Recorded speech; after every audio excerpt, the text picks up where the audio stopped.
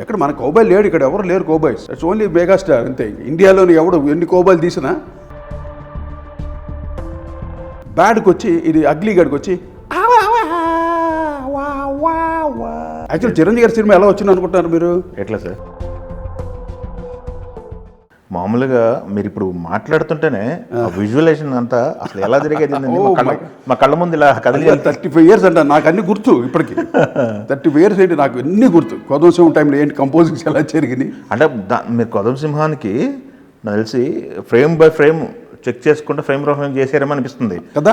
ఒక్కొక్క క్యారెక్టర్కి ఒక మ్యూజిక్ కదా. మోహన్ బాబు గారి క్యారెక్టర్కి ఒక మ్యూజిక్ అంటే గుడ్ బ్యాడ్ అగ్లీలో గుడ్ బ్యాడ్ అండ్ అగ్లీ చూసారు మీరు? ఇన్స్టిట్యూట్ ఎలి బాలాచ్ అండ్ ఇంకొక బ్యాడ్ క్యారెక్టర్ ఆయన పేరు ఏదో ఉంది, డ్రాకులా క్యారెక్టర్ చేశాడు, లివెన్ క్లిఫ్. ఓకే ఓకే, ఈయన ముగ్గురు. అవును. ఆయన ది గ్రేటెస్ట్ కంపోజర్ ఎనియో మార్కోని అని ఏం చేశాడంటే ఫస్ట్ టైం ముగ్గురు కదా, ముగ్గురు క్యారెక్టర్లకి ఒకటే మ్యూజిక్ని 3 రకాలుగా ఇచ్చాడు. హీరోకి సేమ్ మెలడీ కదా, బ్యాడ్కి వచ్చి ఇది అగ్లీ గడికి వచ్చి అది వాయిసెస్ ఇచ్చారు కోరస్లో. ఆడు వీళ్ళ బ్యాడ్ గాడికి బేస్ టోన్లో ద సేమ్ మెలడీ. హీరోకి విజిల్, బ్యాడ్ గాడికి ఒక బేస్ ఫ్లూట్ లాంటిది ఒకటి, వాడు అగ్లీ గాడికి కోరస్. అది మాకు బాగా ఇన్స్పైర్ చేసింది. ఎనియో మార్కోని అల్టిమేట్ కంపోజర్. కూ ఎలా వచ్చింది సౌండ్, అది ఒక కుక్కలు రాత్రులు అరుస్తుంటాయి అని వస్తుంటాయి కదా, ఆ ఇన్స్పిరేషన్ తీసుకొని చేశాడు అది మ్యూజిక్. ప్రపంచాన్ని కుదిపేసిన మ్యూజిక్ అసలు.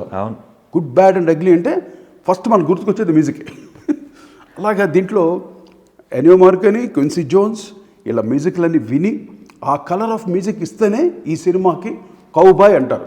లేకపోతే మామూలు మ్యూజిక్ చేసామనుకోండి, మామూలు హార్మోనీ చేస్తే రెగ్యులర్గా ఉంటుంది. అందువల్ల బ్రాస్ అంతా క్విన్సీ జోన్స్ స్టైల్, తర్వాత కొన్ని స్టైల్ గిటార్స్తో అంతా ఎనియో మార్కోని స్టైల్ యూజ్ చేసి కొన్ని బిట్స్ కూడా వాడికి దగ్గరలో చేసాం కొన్ని. అందువల్ల ఆ ఫ్లేవర్ అలాగే వచ్చి కూర్చుంది, కౌబాయ్ ఫ్లేవర్.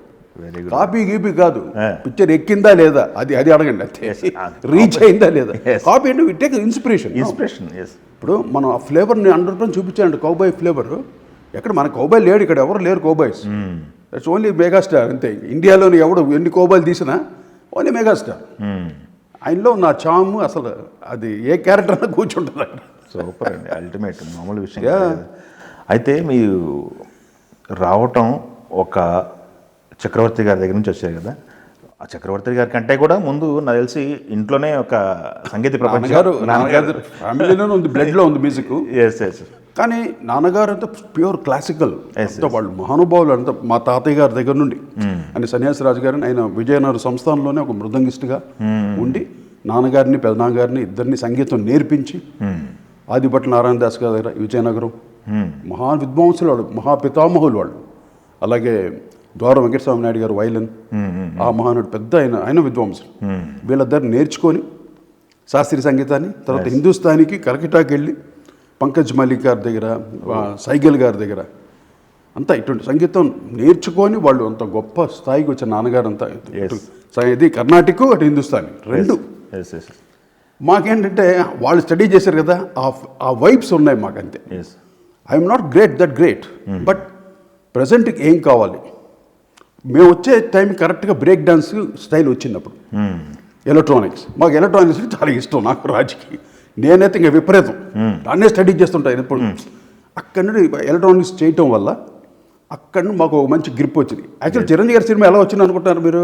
ఎట్లా సార్? మేము బిగినింగ్ డేస్ చిన్న చిన్న సినిమాలు అంటే సుమన్ గారు హీరోగా, తర్వాత రాజశేఖర్ హీరోగా, రాజేంద్ర ప్రసాద్ హీరోగా, ఈ చిన్న బడ్జెట్ సినిమాలు ఉంటాయి. ఇది చేసుకుంటూ వస్తే కృష్ణ గారి సినిమా తగిలింది ఒకటి, నా పిలిపే ప్రపంచం, అది పిసి రెడ్డి గారి. అది చేసిన తర్వాత అదే బ్యానర్లో, పద్మాలయ బ్యానర్లో మరణ శాసనం అనే ఒక సినిమా, కిషన్ రాజు గారు హీరో, దానికి ఓన్లీ బ్యాక్గ్రౌండ్ స్కోర్ అనమాట. ఓకే, మాతో చేయించారు. అది మలయాళంలో పెద్ద హిట్, కెప్టెన్ అనే సినిమా మాతో చేయించారు. ఇది కృష్ణ గారు బ్యానర్, మన హనుమంతరావు గారును బంగారు గారు చేయించేసరికి మాకు అప్పుడే ఒక కొత్త ఇన్స్ట్రుమెంట్ వచ్చింది సింగపూర్కి, రోలాండ్ కంపెనీది S50 అని ఒక శాంపులర్.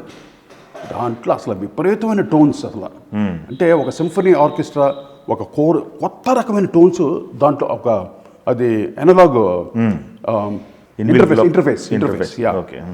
దాంట్లో టోన్లు పెట్టాం. నేను తెప్పించాను సింగపూర్ ఫ్రెండ్స్ ఉన్నారు. నేను రెహమాన్ ఇద్దరం షేర్ చేసుకుని కొనుక్కున్నాం. అది కాస్ట్లీ అది. అవునా? కొనుక్కొని మేము రెంట్ వేసుకుంటాం, మేము ఏదో షేర్ చేసుకుంటాం. ఇప్పుడు మా రికార్డింగ్లో వేసుకుంటాం. దట్స్ న్యాచురల్ కదా. ఆ ఇన్స్ట్రుమెంట్ని మ్యాక్సిమం అంటే దాంట్లో ఉన్న టోన్స్ అన్నిటినీ ఆ మరణ శాసనంలో కంప్లీట్గా వాడేసామండి. కంప్లీట్ ఆ సినిమా బిగినింగ్ దగ్గర మీరు ఇప్పటికే సినిమా చూడండి, ఆ బ్యాక్గ్రౌండ్ స్కోర్ ఏదో హాలీవుడ్లో చేసినట్టు ఉంటుంది. యా అది చేసేసరికి బయటికి పొక్కింది. అమ్మ ఏంట్రా ఈ మ్యూజిక్ దెమ్మ తిరిగిందండి. అప్పుడు నాగబాబు గారును పవన్ కళ్యాణ్ గారు, చిరంజీవి గారు బ్రదర్స్ కదా, వాళ్ళు చూసి అప్పుడు చిరంజీవి గారికి న్యూస్ వెళ్ళింది, అన్నయ్య వాళ్ళు బ్రహ్మాండంగా చేస్తున్నారు, రాజ్కోటి బ్రహ్మాండంగా ఉంది. అప్పుడంతా ఇళయరాజా గారి ఇదనమాట. ఆ టైంలో మేము వచ్చేసరికి కరెక్ట్గా పట్టుకున్నారు మమ్మల్ని. కరెక్ట్ ఎముడుకు మొగుడు వచ్చింది. కరెక్ట్ ఎముడు మొగుడు రాగానే మాకు చిరంజీవి గారు అంటే, నేను చక్రవర్తి గారు చాలా సినిమాలు పనిచేశాను. దాంట్లో ఖైదీ ఫుల్గా వర్క్ చేశాను. ఖైదీ సాంగ్స్ కానీ బ్యాక్గ్రౌండ్ స్కోర్ కానీ మా గురుగారితో. అప్పటి నుండి చిరంజీవి గారు సినిమా చేయాలరా మనం చేస్తే అన్నట్టు ఒక లోపల ఉండేది. అది కరెక్ట్గా దొరికింది మాకు. దొరికేసరికి అదే చూడండి ఎంత ఎక్స్పీరియన్స్ అయిన తర్వాత బాగా సీజన్ అయిన తర్వాత ఆయన సినిమా వచ్చింది ఎముడుకు మొగుడు. ఆ టైంలో ఎముడుకు మొగుడిని కుమ్మి పారేస్తాం. ప్రతి పాట సూపర్ హిట్. అసలు ఎముడుకు మొగుడులో చాలా వేరియేషన్స్ ఉంటాయి. సినిమానే వేరియేషన్ ఉంటుంది. సినిమా వేరియేషన్ రవిరాజ పెన్సెట్ గారు ఎంత బాగా తీసాడు ఆ సినిమా. అసలు మ్యూజిక్ కూడా ఆయనే చేయించుకున్నాడు. అలాగే అంటే మేము నెంబర్ ఆఫ్ ట్యూన్స్ కూడా చేయలేదు. మాకు చిరంజీవి గారితో ఫస్ట్ చేస్తాం కదా, పెద్ద సూపర్ డూపర్ హిట్ అవ్వాలన్న ఉద్దేశంతో చేసాము. అసలు నెల్లూరులో థియేటర్ నేను ఆఫ్టర్ 1 year అయిన తర్వాత థియేటర్కి వెళ్ళాను. ఆ థియేటర్ ఓనర్ అంటాడు, ఏమండి మీరు ఇప్పుడు రావటం, మీరు బిగినింగ్ కదా రావాలి, మీ వైభవం చూడండి, మీ పాటలకి ఏంటి అసలు అంత డబ్బులు ఏంటి ఇసురుకోవడం, అంత బ్రహ్మాండంగా రిసీవ్ చేసుకున్నారు ఆడియన్స్.